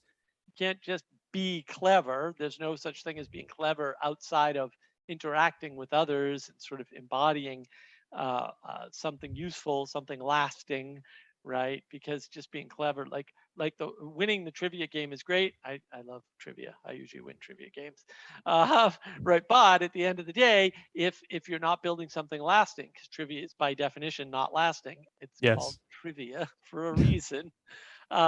Then you're not Elon Musk. You didn't sleep under your desk at work to make sure that the people were doing what they needed to do, or to make sure your code got written, or whatever it is, right? And it really is that the only way you can do that, right, as an individual, is to realize that there's a principle that's bigger than you, that Yeah. you are responsible for inhabiting or forwarding or contributing to in a significant fashion. And if you don't have that sense, then there's a problem. And I think that's really what it is. When you lose that sense of where you are, of what's bigger than you and what you're contributing to, and what that contribution does for you, that I think is where things sort of break down in terms of forwarding the principles and the virtues and the values and the culture overall. Yeah. Yeah, no, I think and so far as the sort of Roman conception goes of that, yeah, there is more room for basically just, yeah, being left alone to live your life, and kind of having that container be put forward in time. Yeah. I think that's the real Roman ethos, right? Is this whole idea of how do we forward the empire? What can we do as members of Roman society, right? What do we do as members of Rome to give back to the concept of Rome, not not the country of Rome, right? Not the empire of Rome, but the concept of Rome that lives on, that enabled us to live as well as we did, but also will enable the people that come after us to live perhaps better than we did, but to live at least as well as we did. What are the sorts of ways that we can take that ethos and forward it through time using, we'll say, the distributed cognition that we've gained, right, that we inherited by virtue of our birth within this Roman system. And you don't see that in Greece. You just see the line of secession, right? The line of, well, my father was this person, right? And I'm clever because of this, and I'm related to this person by virtue of whatever, right? But there's no sense for the Greek ethos as an ethos per se. Yeah, yeah, as a character that's actually repeated through time, and that gives it to a civilization. And yeah, it's a, how should I put it? Yeah, the Greek conception of things. I think the reason there's a reason for the suspicion that the Romans kind of hold the Greeks in that as well, because it is, if you allow that, if you allow that sort of like protest, like, just identifying let's say against something, or allow that sort of space to open up on a wide scale in the society, that is completely like, that's directly contradictory to the, let's say, the spirit of the conscript fathers, right? Conscript fathers is really embodies that quite well, because you're submitting to pretty much all the structure above you, and it doesn't necessarily have to be something that's necessarily just. Like, even during the Roman civil wars, there were people who were like, they had some pretty serious problems with the system as was, but they were still there bothering to participate and put forward something that would be Rome. And there's a more organic aspect to it as well. The idea of the Greek city-states kind of springing up, collapsing, and then just kind of going from year zero almost, is, yeah, I mean, it's just not sustainable. Whereas the Roman model is, it grows, and it has a sort of rootedness in where it is. So, like, for instance, Roman Gaul can still it is still part of the empire, but it's for the Gallic territories, it's for the people there. Like, it's not that there's a Roman aristocracy, it's a Gallo-Roman aristocracy. It's not that there's an aristocracy in Spain of Romans, it's a Hispano-Roman aristocracy. And that shows unto this day the sort of the leftovers of what Rome was even now show itself in the fact that these peoples who were not speaking Latin when Rome arrived, they were speaking Latin when Rome, the imperial structure, let's say, receded away and maybe withered. Right. Right. And what's the equivalent for Greece? It's like, well, the Greek thought is still around, but how many people are speaking like a descendant of a Greek language? At best, what the Greeks have done is, for instance, the Russian alphabet, it's called Cyrillic, but it actually has its origins in the Greek alphabet. Right. And so and that's not a bad, like, that's not a bad legacy either, but right. It's not a lasting legacy. Right. Well, there's Koine, Yeah. right? Koine, right, which is it's a flavor of Greek that was used, right, as the sort of I mean, that's where the whole idea of a default diplomatic language or trade language comes from, Right. Roughly speaking. In modern times, this idea of Koine, which is Greek, a Greek meaning dialect, common, roughly speaking. Yeah. Yeah. Yeah, and Rome, again, Rome sees all this, right? Rome gets the advantage of understanding the mistakes of Greece, Yeah. to a very large degree, and sort of embodies that and sort of takes that on and says, all right, well, what can we do better? Like, what are the things that we can do? And then I wanted to I wanted to tie this back sort of to modern times. So I want to sort of draw a lot of this. So, and again, the thesis is there's Europe, which is Greece, right? There's the UK, right? Not just England, because I think that, particularly because I'm part Irish and you're Irish, I think Ireland and Scotland had a big influence on how the English developed the UK, right? On that whole development throughout time. Maybe it wasn't the UK yet, right? But sure, the seeds were there. And then there's the US, which is this hybrid between Greece and Rome. And so Rome sort of falls, but everyone's copying Greek governance and Roman structure, right? And then this melding only happens really as a result of the United States, as a result of the American experiment, if you will, right? As a result of this quote revolution that's really a sub-war in a much larger war between France and England, roughly Yeah. speaking, right? And then a bunch of accidents happen, roughly speaking, right? And then who's in the U.S.? The Scots-Irish, which is we talked about that a couple of times, right? This is a very distinct group of people. They're Yes. neither Scottish nor Irish, No. actually, right? They're a Mm. little bit of both in some sense, but they're of the same ethos, roughly speaking. Mm. There's a lot of them in the U.S., right? There's the Puritans. That's a whole segment in New England where I'm at now, actually, of the U.S. Right, the Scots-Irish are more in the South. The Scots-Irish along the Appalachian Trail, which I had the lovely distinction of driving through to get up here on purpose. Very nice. Lovely area. Oh yeah, no, you want Scotland? I can show you Scotland in America. I was Very good. blown away. I could not believe. Oh, I have a convertible. I keep putting the top up because I go around the corner of this. It's called the Blue Ridge Parkway. Okay. Absolutely gorgeous road. Yeah. Go around the corner and now it's raining. Ah. Yeah. And Yeah. then you go around the corner, it's sunny, and it's like, oh, it's 87 degrees and sunny, and then it's raining, and then I was like, this is just like Scotland. I've been to Scotland, just like Scotland. Yeah. Yeah. Right. Rain, Every day in rain, Scotland was sunshine. like this. Yeah.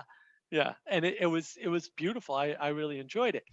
But you have this, you have those people with some of that stuff, right? Mm. But then you're inheriting the governance and not the structure initially, because the United States is not the powerhouse that it became post-industrial and post-war. There's two sort of changes that happen in the U.S. that take it away from that fully agrarian society that it sort of starts out as, right? Yeah. But you have that ethos there from the immigrants, from the population that left. So you've got this. Puritans are all about like the religious freedom, and so that's sort of the overlay, right? Everything's about religious freedom, but Yeah. then you also have that sense of Enlightenment values and more of the Greek sort of, right? Because Scottish are a lot like the Greek, right? They just Yeah. fight. That I. they're not a unified country, right? It's Yeah. Yeah. the Oh yeah. even now the northern and southern Scottish are not the same people in some sense, right? Right. They don't like each other. They have different accents, completely different accents, right? Oh yeah. Yeah. I'll tell you actually something that I did find out recently in the old Irish annals. It talks about who some of the major people groups are and where they come from, and one of those groups are called the Scythians or the Milesians. So these are Scythian sort of steppe horsemen. But another group is a group of people who are escaped Greek slaves. Yeah. Whoa. Yeah. So part of the Irish sort of founding myth, and to some extent this goes to the Scottish because some of the Scottish are descended from Irish people who migrated up there, is that sort of like they're participating in the Greek pattern to some degree, and you can kind of see that in the way the cleverness among Irish people. It is kind of seen as a virtue sometimes. So there are some people who are keeping that pattern going, as it were. So it's no wonder, I guess, the Scots and the Scots kind of show that as well. That's fascinating. Yeah, I didn't know that. That's super interesting. But you can see in the United States the foundations with the religious liberty, and then this ethos around. So the Scots-Irish that ended up in the Appalachian Mountains, roughly speaking, to this day, are anti-government. They're very independent, super independent. You don't want to be a government official traveling through certain parts of the U.S. where the mountains are. Irrespective of the mountains, the Ozarks is much the same, right? We've got mountain ranges where, you don't want to go out there, right? Yeah. Even in the the Rockies, even, right? Like there's definitely, that's where the freedom people are, and you don't want to mess with them with your government rules and regulations. That's not going to go over well. Where do they grow all the illegal drugs in the United States? In the mountains, right? Roughly speaking, it's really funny how that works out. But you have this overlay, right? Well, just kind of leave us alone, but we can't do it with no structure. And then there's more structured places and less structured places. But you have that overlay of the Roman sort of format of the Republic, where it's like, we'll give a little, right? We'll incorporate you. And that's why the experiment worked, roughly speaking. So that there were spies from France and from England 50 years after the revolution. 50 years after we, quote, gained our independence, writing back, oh no, any day now this constitution thing is going to crumble. And they had been, like, every Yeah. 5 years they were saying the same stupid thing. Oh, any day now these states don't get along at all. They're going to be breaking up, and you'll be able to move right in, and England won't see it coming, or they'll be breaking up and France won't see it coming. We'll be able to move right in. Yeah. I mean, they wrote it just like that. I mean, because they thought it was going to happen. They thought that crumbling was going to happen. They really misunderstood what had happened because Mm. they didn't understand the Roman model at Yes. all in Europe. I don't think Europe ever understood even the English never understood the Roman model. They took the structures for sure, right? And they were trying to enact, say, what they thought made the city of Rome the city of Rome. I would call that a little bit of a materialistic view, right? And they weren't really enacting the values, the real virtues and values Yeah. that made Rome Rome. And I think that's the failure. That's the failure of, we'll say, Europe to understand America and America to understand Europe, right? Like, why are these guys warring all the time? We really look up to them. And I still think to some extent that Europe is trying to follow America and America is trying to follow Europe. And they're actually just following illusions, right? They're following Yes. projections of what they think the other is. Yeah. And it's a difference fundamentally of character in the stage that the old world civilization, European civilization, let's say, is in a decline cycle. In that sort of element. I mean, you could say, for instance, that World War II and what happened thereafter was essentially the Macedonian Wars for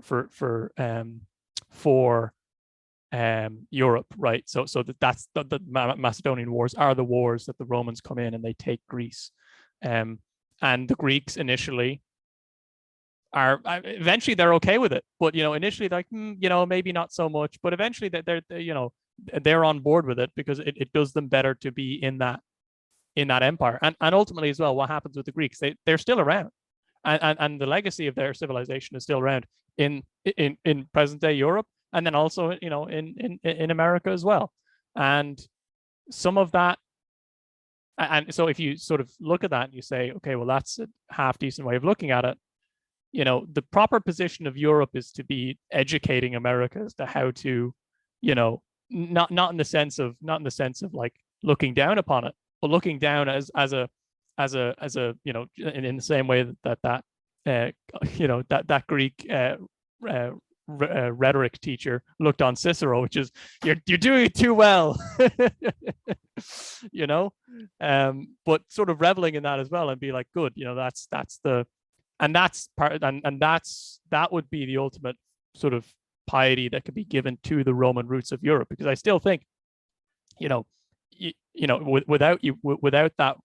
Rome, without that Roman pattern to have been passed on, I mean, you don't have that continuation, without Aeneas escaping Troy, sure, maybe Troy has to. Maybe Troy does have to be burned to the ground. If that's what God wants, so be it. But you've got that Aeneas coming out and getting out into Italy and seeding that continuation. A kind of a sort of friendly, brotherly, almost jostling of a continuation, right? Because not everyone has to get on all the time, but a recognition as to what those differences are. And saying that those differences, they have their place. Mm-hmm. Yeah. I definitely see more and more parallels the more I learn about this stuff. They just sort of come out. So I think yeah, the legacy of both Rome and Greece remain intact in some sense, and their rediscovery.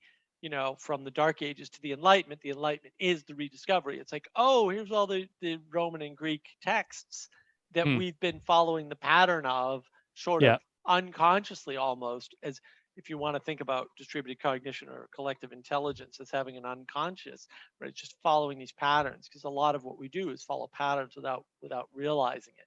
Yeah. And I think that's what was happening. Oh yeah. And it just became explicit. And now, unfortunately, as a result of the Enlightenment, they think they can tinker with it. And that's where I start to, wonder, like, I heard about some Enlightenment stuff recently. I was like, well, that didn't go well. So I listened in particular. You sent me that Dan Carlin Painfotainment uh, uh, podcast, right? That one. He's got such. I mean, hardcore history is so good. Yeah. That was so good. So I listened to that while I was driving up to the mountains, up to the Blue Ridge Parkway outside of Asheville, North Carolina, Mhm. and there was so much there. And I was like, oh, I wish he had talked about this, and I wish he had talked about that. Yeah. But and I don't want to go down that rabbit hole because that's a what's that, 4 hours, 3.5, something crazy. Yeah. But Those podcasts go on for ages. right, that one goes on for ages. But it was quite good. And the thing that I found so interesting about it was I could hear in what he was saying some of the flavors of what was missing, right? And bad things that the Enlightenment assumed and then changed, and Yes. how those changes seem to have turned out worse than anybody would have expected. So that was what was so interesting to me was there were definitely some problems and differences that came up as a result of the interaction, we'll say, with Enlightenment thinking, because they made some very bad assumptions that they knew or should have known were bad assumptions right from the beginning. And Yeah. that to me created a bunch of problems, which we'll say he didn't even interact with. Right? He had Yeah. he didn't talk about them. I was like, well, there's this and there's this, there's these little indications that maybe those changes that we went through were not positive changes. So yeah, so I found that interesting. So you can still see the echoes of some of these ideas, and then surfacing them as a result of the Enlightenment, which was an emergence from the Dark Ages. If you see it as an emergence from the sort of pattern, like an understanding, the Enlightenment is really an understanding of the pattern you were following in the Dark Ages. And then where it goes too far is trying to take control of those patterns and reshape them. Right. Yeah. On Rousseauian grounds, roughly speaking. That's what I heard a lot of anyway. It's like Rousseau was wrong. All men are born free stuff. and everywhere in chains, that sort of thing. Right. Well, we're pure when we're not subjected to society. Right. And so this is like the society theory, right? It's like, yeah, but you can't get around society. It's like, okay, well, we'll change society to be better. It's like, I wonder where Karl Marx got all this stuff from. Yeah. It's right there, right? It's right. That whole concept is right there, but it is for the intellectually bankrupt, right? Like it doesn't take long to kind of figure out you can't control society. Society is the thing that controls you. That's what it is definitionally. Yeah. And it's an emergence. It's not something that you can pull the strings of to any great degree. Not that you don't have influence over it, right? Not that there isn't some power that you can exert on it, right? Not that there isn't some control that you have to fight it, but you don't have control over it or of it. That's not how that works. So I think that's really where the idea of these sort of, we'll call it 3 experiments, at least in the West. You've got sort of the pure Greek experiment in Europe, and then you've got the sort of the mixing of the more Roman experiment in the UK, and then you've got the real sort of Greek plus Roman new emergence of the United States. So what do you think of that outline? Yeah, no, I think there's something to that. There is the Germanic element, which is the silent Germanic element, which I'd say is sort of drops, sort of complicates things a little bit. But it's not that doesn't take away from it. Actually, it would probably build it up. But yeah, I think that's largely correct. Yeah, it is that fusion of the more Roman way of doing things and the Greek way of doing things. The UK being a sort of vessel for a Roman way. Yeah, I'd say so. And yeah, no, that does me. Great. All right. You want to say anything to wrap up, or? Well, what I will say is that ancient history, and it's particularly talking about the Enlightenment. The Enlightenment is kind of like you have more of these primary texts right, that people can read. So you will find, I think Livy's History of Rome was just found in the basement of a monastery somewhere, which is great. You know, if you want to ever go to a monastery, you know, maybe even if you don't want to go there for prayer, which, you know, maybe you should, like, you know, is helpful, but, you know, dig around in their basements, because they've got stuff hiding in there probably, especially the ones that aren't inhabited anymore, which there are quite a few in Ireland. But back to the point, to wrap up, these texts are filtered through many modern eyes when they get to a lot of the present day books. And that's fine if you want a quick narrative history, like Tom Holland, I think, is good for that. But unfortunately, I actually have some of the books here. Some of the so you can get the primary sources, but it's a bit of a slog, because a lot of the modern translations, now you can get old translations. Like, I'll just give you an example, like Plutarch's Lives. You can get John Dryden's translation. He's translating in the 1700s. These primary sources give you a view into the ancient world that helps you to, if you just read them as you know, this is somebody talking to you basically across many centuries. You can avoid some of the pitfalls of that modern framing. And to that end, I think it helps as well, because a lot of these people, like, they strike you as real people. I've read the letters of Seneca. I'm reading the letters of Seneca, and he strikes you as somebody who is just a genuine person. He's writing to his friend. He's writing a letter to his friend, and he's just giving him advice. And so people can get kind of caught up in the abstract nature of it. But fundamentally, what I've learned from history, and what I've learned from studying history, is not from books. Most of these books have only got, you know, maybe a few weeks ago. It's by talking about it, like we're doing here, right? It's by continuing an oral tradition that can be reinforced and made fuller in the vein of the Enlightenment, right? The big part of the Enlightenment is you have a lot of these more primary texts. You can build up something much greater through that discussion. And so, yeah, I'd just say, I'll finish with that and say, you know, books are cool. Talking is better. There you go. That's good. Yeah, and I just want to pitch, like, I haven't had Adam on the channel before, but we've had many discussions. We had a great one about the French Revolution, and maybe how it was a misapprehension of what happened in the American Revolution by way of misunderstanding the Enlightenment.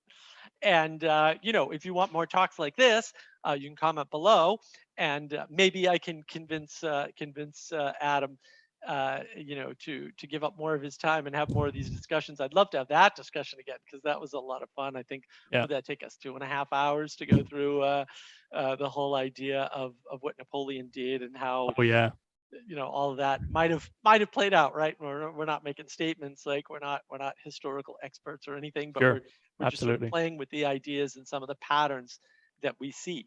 So Adam, thank you so much for your time, and I'm glad that we were able to do this. And look, you know, look, the Bridges of Meaning Discord, Adam's there far too much, probably, since he should be in the lab doing his research, but we won't snitch on him too much. We kind of like talking to him.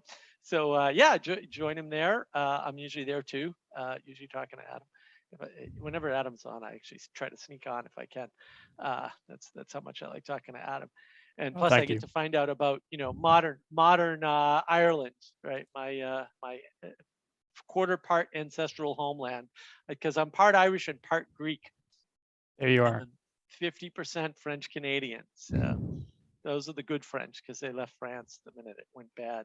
That's still my story. So so thanks, Adam. Thanks for your time. I really appreciate it, and I'll see you on the Discord soon.